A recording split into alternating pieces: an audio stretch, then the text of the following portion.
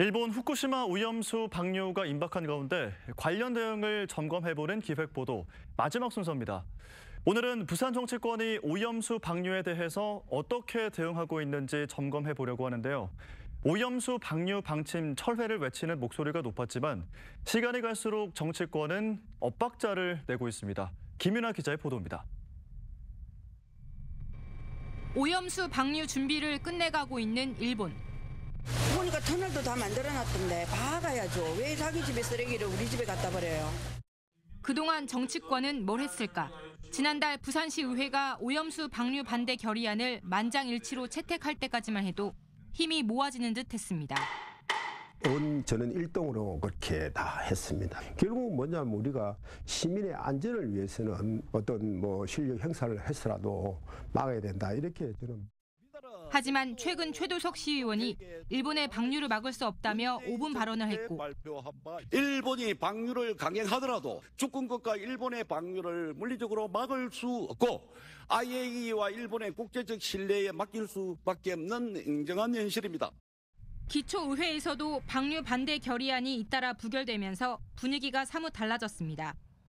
부산 진구 의회 등 5곳에서 결의안이 부결됐는데 특히 해운대구 의회는 국민의힘 소속 11명은 모두 반대하고 더불어민주당 소속 9명은 찬성한 데다 2년 전엔 전 의원이 방류를 반대했다 견해를 뒤집은 탓에 당리 당론에 휩쓸린다는 지적을 받았습니다. 시민과 국민들의 안전을 위한 거잖아요. 특히나 바닷가를 끼고 있는 해운대구는 당을 떠나서 시민들의 요구를 들어보고 표결을 해야 된다고 생각을 하거든요. 근데 그런 거 없이 당론에 따라서 결정한다는 건 가장 큰 피해를 호소하고 있는 부산 지역 수산업계는 어떨까? 국내 수산업 1번지 부산에서는 그동안 어떻게든 오염수 방류를 막아야 한다는 목소리가 높았습니다. 그러나 방류 시기가 임박해지면서 표면적인 방류 철회 요구는 초반보다 많이 사라진 분위기입니다. 지난 4월만 해도 곳곳에서 집회들이 이어졌지만 들끓던 분위기는 조금씩 가라앉고 있습니다. 지난 13일 부산에서 처음 열렸던 수산물 안전 설명회. 정부와 수산인들의 상징적인 만남이었지만 대책 요구만 나왔을 뿐 방류를 막아야 한다는 주장은 없었습니다. 제일 중요한 것은 지도자가 책임지고 정말 믿고 국민을 위한 것도면은 리더부터 대통령부터 먹어야 될 거 아닙니까? 부산의 비교적 차분한 분위기는 바다를 낀 다른 지역과 비교하면 더 두드러집니다.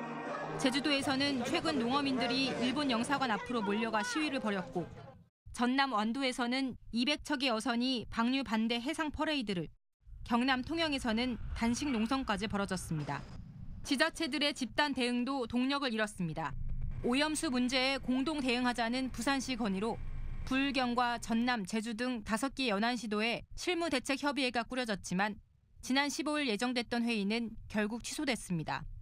제주와 전남은 윤석열 대통령께서 일본을 국제헌법재판소에 제소할 수 있도록 적극적으로, 그러나 부산을 비롯한 경남, 울산이 매우 미온적인 것으로. 정치권과 지자체가 눈치를 보고 수산업계가 방류 철회 요구 목소리를 낮춘 사이 오염수 방류 시계는 더 빨라지고 있습니다. MBC 뉴스 김윤아입니다.